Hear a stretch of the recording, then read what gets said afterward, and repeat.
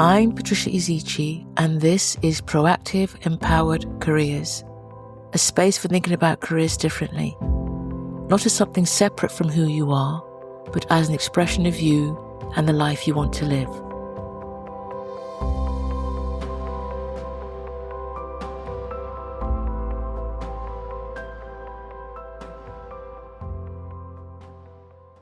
Hello everyone, and welcome back to this week's episode.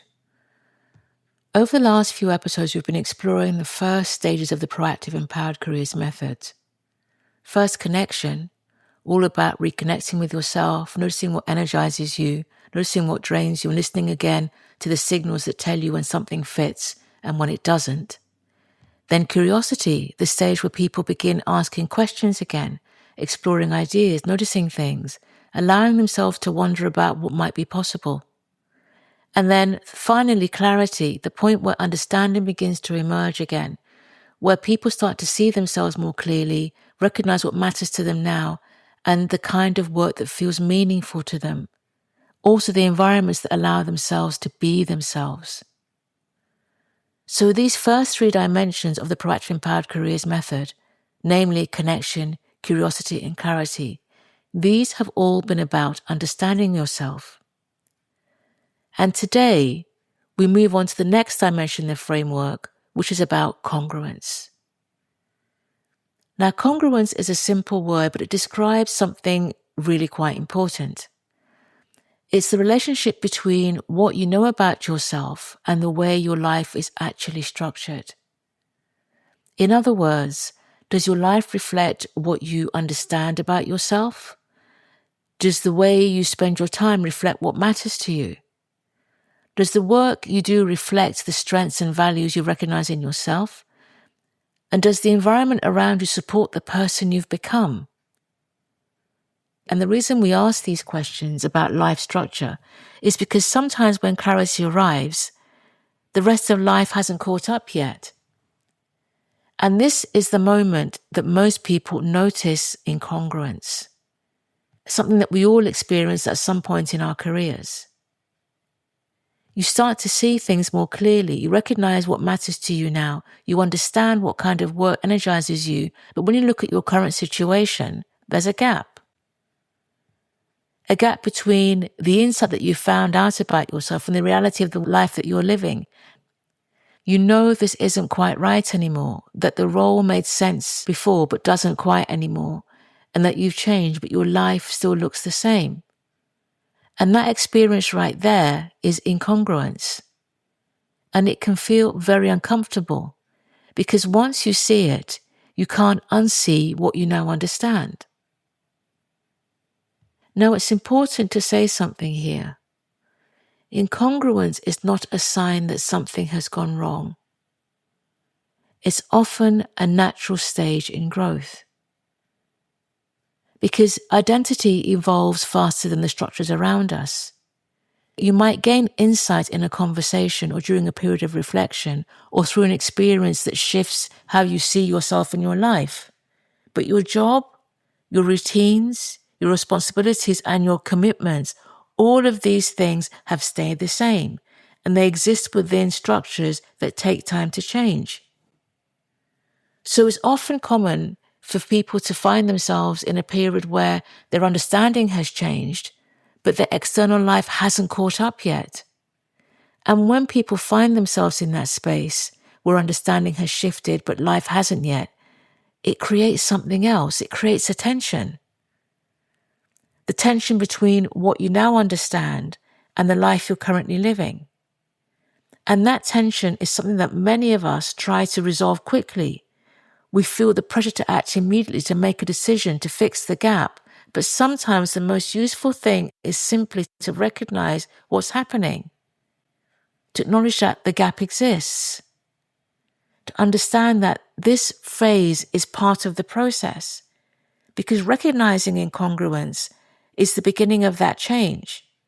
Not always dramatic and not immediate, but change that gradually brings our life back into alignment with who we are now. And this is where this experience really deepens. Because once people notice that gap between what they understand about themselves and the life they're currently living, something else happens. We want to close it immediately because it can feel like standing at the edge of a chasm.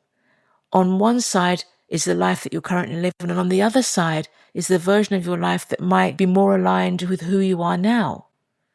And that space between those two things can feel vast and really uncomfortable, especially if you're someone who's used to solving problems quickly. And many capable people are action-oriented. They are problem solvers. They're used to fixing things, making decisions, moving forward. So when they notice this gap, their instinct is to try and fill it straight away, to find the answer, to make a change, to resolve that tension.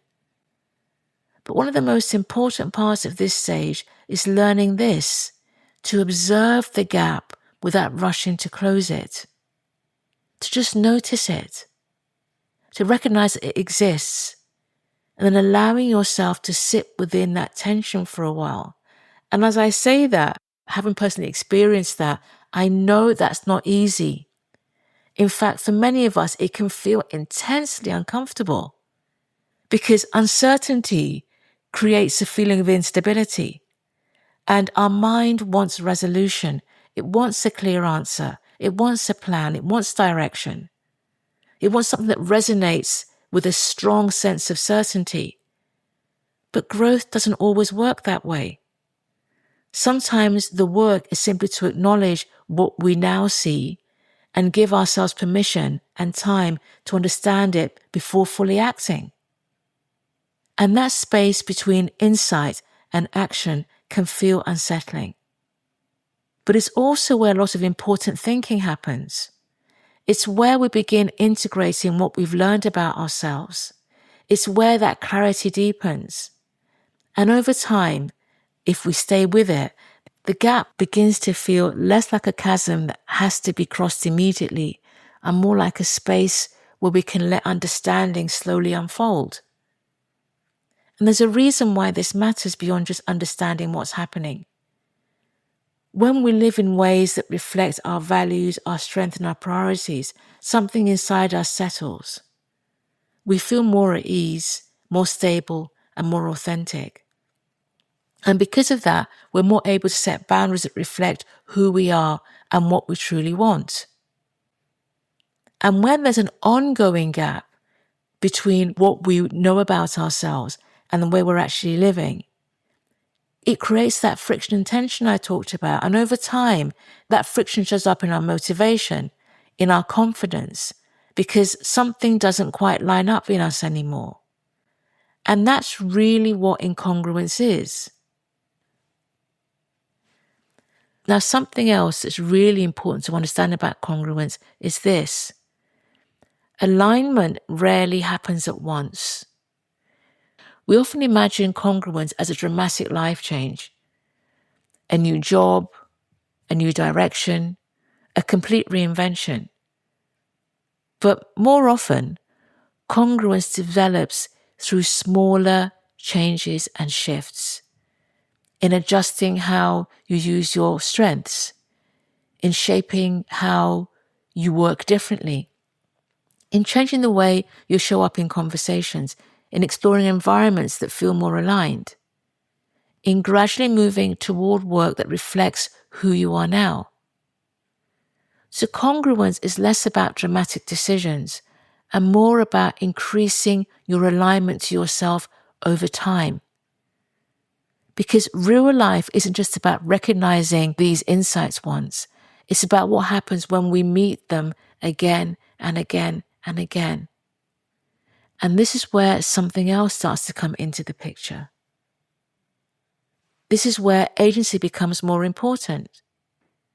You may not control every circumstance in your career because there are always going to be constraints. As we've mentioned before, responsibilities, practical considerations. But most of us have more influence than we initially realize. We have influence over how we position ourselves, over the conversations that we have, in the environments we explore, in the direction that we're moving toward. And when we begin to move, even in the smallest of ways, towards realigning ourselves, we find our energy comes back. Our motivation returns. Because we're now operating and moving in a way that reflects who we are now. And it's also important to understand something else about congruence here.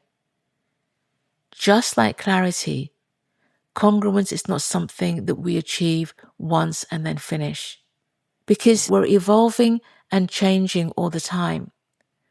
Life continues to evolve. We continue to evolve. So identity continues to develop. And new experiences change what matters to us. So congruence is something that we revisit over time as we reconnect and stay connected to ourselves, as we continue to remain curious, as we continue to refine our clarity as we evolve and grow. And we adjust our life to reflect what we understand in the here and the now. And this ongoing relationship between our identity and our work is what allows our careers to evolve with us over time.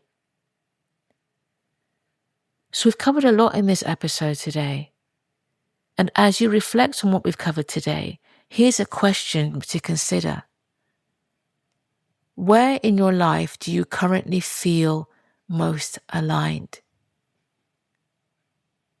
Where does the way you live and work reflect who you are now? And where might there still be a gap between what you understand about yourself and how your life is currently structured? You don't need to solve that gap immediately, but just noticing is often the first step towards that realignment that we're looking for. So I think we'll leave congruence here today. Next time we'll explore the next dimension in the framework, and that is confidence. But not the kind of confidence that people usually talk about. We'll explore where real confidence actually comes from and why it often shows up after we begin to develop clarity and congruence around ourselves. So until then, take the very best care of yourself. This has been Proactive Empowered Careers. If today's episode resonated, follow or subscribe to the podcast so you don't miss what comes next. And if this podcast is supporting you, leaving a short review helps others find these conversations. And remember, your career isn't separate from who you are. It's an expression of you and the life you want to live.